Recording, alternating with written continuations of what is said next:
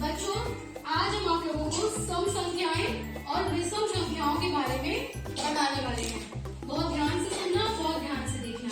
तो जैसे हमने यहाँ देख रहे हो कि मैंने 1 से लेकर 10 तक की संख्याएं यहाँ पे बोर्ड में लिख दी रही है, लिखी हुई है ना। अब हमें इसमें सिर्फ जानना है कि कौन सी संख्या सम है और कौन सी विषम। मान लीजिए मैंने यहाँ पे संख्या ली 3।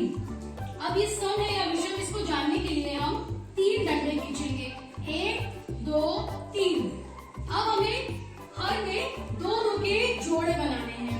पहला जोड़ा बन गया, क्या इसका जोड़ा बन पाया? No ma'am. तो इसका जोड़ा नहीं बन पाया, इसलिए ये संख्या हमारी हो गई विषम संख्या, क्योंकि इसका जोड़ा तो बना ही नहीं।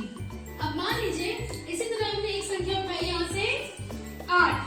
अब हम इसके लिए 8 डंडे चूज करेंगे, खींचेंगे, 1, 2, 3, 4, 5, 6, 7, 8 डंडे हमने यहाँ पे खींच लिए।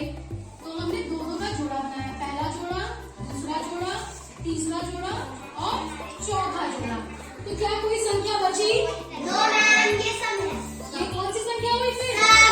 सम संख्या। 8 हमारी सम संख्या हो गई।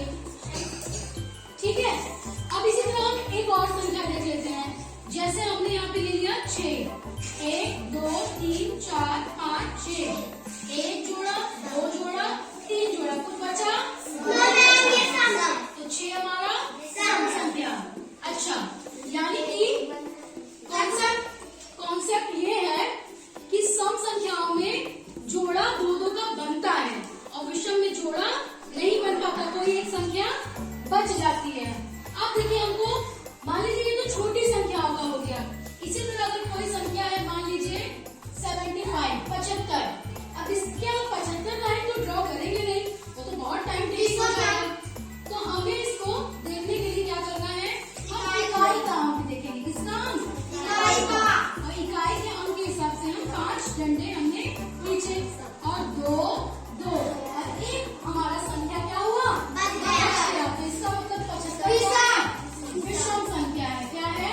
विषम। इसी तरह मान लीजिए 22, 2 हमारा इकाई का अंक, 2 डंडे लिए, जोड़ दिया, कुछ नहीं बचा, तो ये क्या हो गया? सम। यानी बड़ी संख्याओं को निकालने के लिए हम इसी तरह से निकालते हैं। अच्छा बच्चों, चलो ये बताओ, ये संख्या सम है या विषम? सम। 0 भी हमारा सम में आता है, यानी 0 से लेके 2, 4, 6, 8 और ये 10, यानी 0 वाला, ये हमारे सम है।